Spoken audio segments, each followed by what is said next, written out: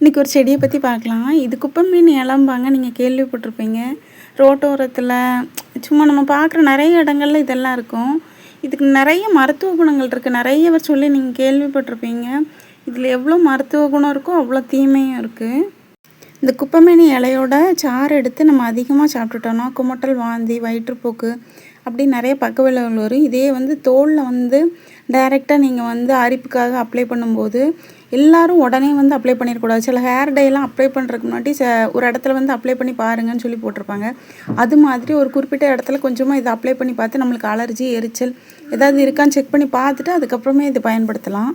பொதுவாக அந்த மூலிகைகள்லாம் பயன்படுத்தும் போது நம்ம கேட்டது, வீடியோவில் பார்த்தது, பக்கத்து வீட்டில் உள்ளவங்க சொன்னதை வச்சு நம்ம செய்வோம். அதுக்கு ஒரு குறிப்பிட்ட அளவு இருக்குது. அந்த அளவை விட அதிகமாக எடுக்கக்கூடாது.